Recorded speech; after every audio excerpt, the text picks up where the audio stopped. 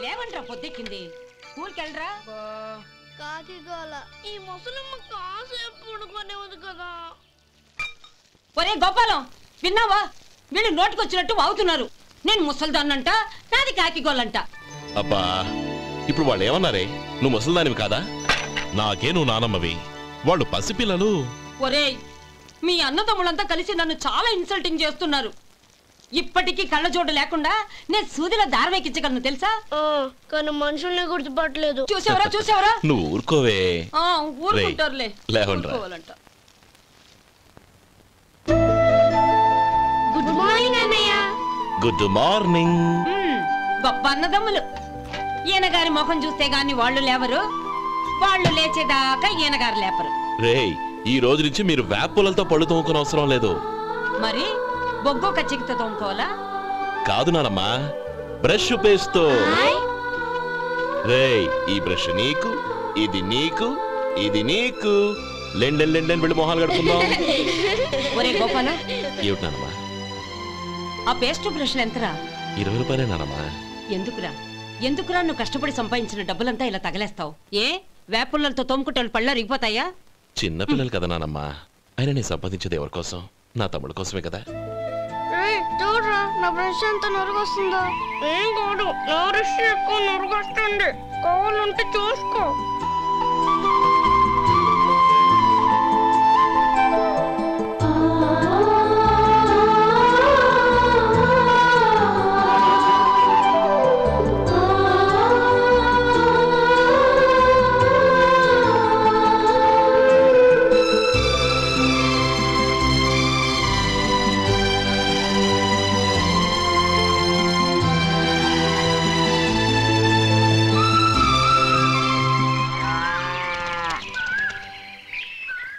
రే గోపాలం, బజార్కి వెళదాం. సాయంత్రం తొందరగా ఇంటికి వచ్చాయి. రేపు వెళ్దాం నానమ్మా. సాయంత్రం నాకు ముఖ్యమైన పని ఉంది. నాకు తెలియనంత ముఖ్యమైన పని ఏముందబ్బా వీడికి?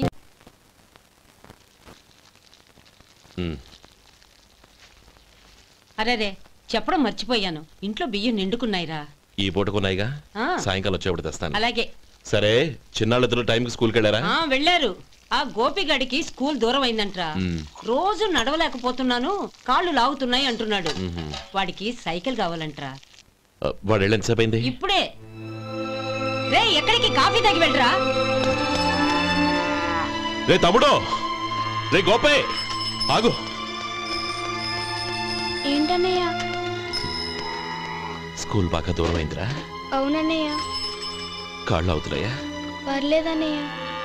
సరే, ఓ పని చేయి, నా భుజాల మీద కూర్చో, నేను తీసుకెళ్తాను. అబే వద్దన్నయ్య, ఎవరైనా చూస్తే బాగోదు. ఏంట్రా బాగోదు? నా తమ్ముడిని నేను మోస్తే ఎవరికి రా ఇబ్బంది? దా కూర్చో, దా కాలు పెట్టు. జాగ్రత్తరా.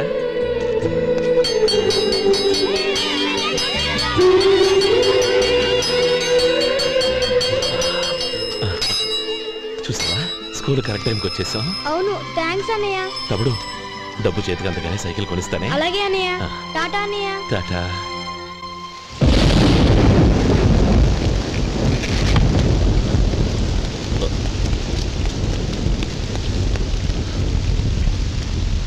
నానమ్మా,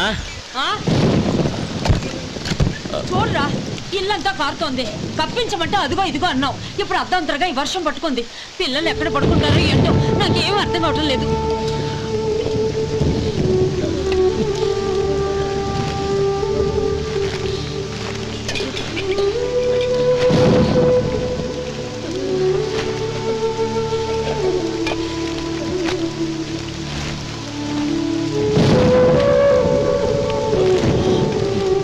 నానమ్మా, కింద తుడిచి పిల్లలకి పక్కై.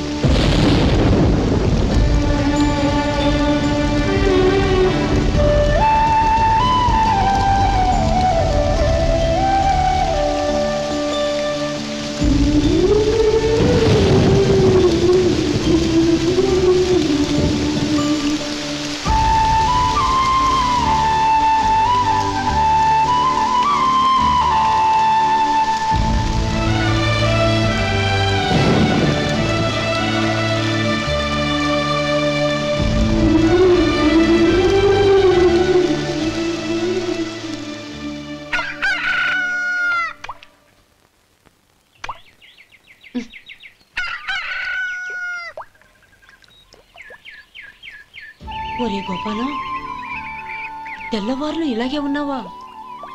ఒరే, గత జన్మలో నువ్వు వీళ్లకు రుణపడి ఉన్నావు, లేక వచ్చే జన్మలో వీళ్ళు నీకు రుణపడి ఉంటారో తెలీదు గాని నీలాంటి అన్నను నేను ఎక్కడా చూడలేదురా. రక్త సంబంధానికి రుణాలేంటున్నానమ్మా. అన్నట్టు చెప్పడం మర్చిపోయానురా. లక్ష్మీపతి మనందరినీ ఇవాళ సాయంత్రం వాళ్ళ ఇంటికి రమ్మన్నాడు. రండి రండి. ఏంట్రా ఉన్న పడంగా అందరినీ కట్టకట్టుకొని రమ్మని పిలిచావు? ఏంటి విశేషం? ఏం లేదమ్మమ్మా, రేపు మంచి రోజు. నా చెల్లెళ్ళకి నీ తమ్ముడికి నిశ్చితార్థం ఏర్పాటు చేశాను. అంచేత ఈ రాత్రికి మీరు ఇక్కడే భోజనాలు చేసి పడుకుంటే రేపు పొద్దున్న ఆ కార్యక్రమం కాస్త పూర్తి చేసుకోవచ్చు. బావా, మరీ అంత ఈ హడావుడి విషయంలో నువ్వే మాట్లాడొద్దు. నిన్ను అడిగితే నీ తమ్ముళ్ళ పెళ్లిళ్ళయ్యాక చేసుకుంటానంటావు. ఈలోగా నా చెల్లెలు ఇదిగో ఇలా అయిపోద్ది. ఏంటి? అందుకే నేను ఈ నిర్ణయం తీసుకున్నాను. రేపు తెల్లవారుజామున మంచి ముహూర్తం ఉంది, ఆ ముహూర్తానికే నిశ్చితార్థం, అంతే. అది ఇంకేం?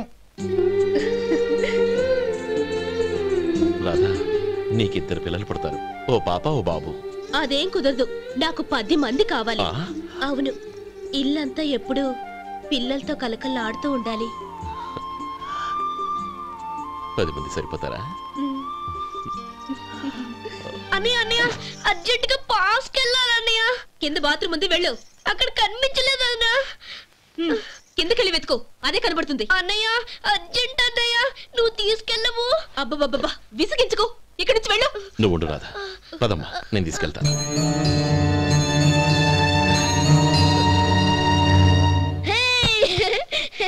ఎంత మెత్తగా ఉందో, చాలా బాగుంది. భలే బాగుంది అన్నయ్య.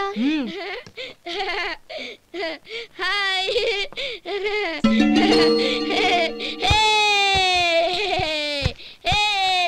అయ్యో నా మంచం, నువ్వు ఎక్కి తొక్కడానికి నా మంచమే దొరికిందా? దిక్కెందుకి? అయ్యో నా పౌడర్. ఏయ్, నువ్వు మనిషివా దున్నపోతువా? ఏయ్, నాదు మీద దూకుంటున్నావా? నీ చుండ్రంతా నాకు అంటించగలక? నా పాలిటి శనిగాళ్ళ దాపరించారు. ఏంటా చూపులు? బయటికి పోండి. రాధా, ఏంటి గొడవ? చూడండి, మంచమంతా తొక్కేసి నా పౌడర్లు సెంట్లు ఎలా నాశనం చేశారు ఈ దెయ్యాలు.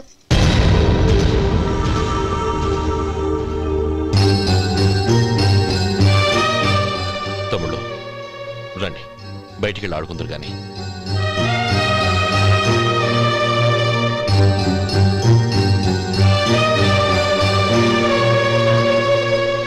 ఏమ్మా, బావగారు తమ్ముళ్ళు నిన్ను బాగా విసిగిస్తున్నారా?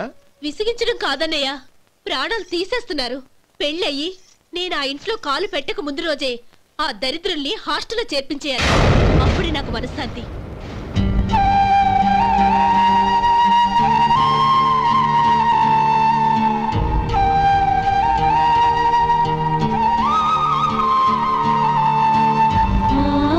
పెళ్ళయి నేను ఆ ఇంట్లో కాలు పెట్టక ముందు రోజే ఆ దరిద్రుల్ని హాస్టల్లో చేర్పించేయాలి. అప్పుడే నాకు మనశ్శాంతి.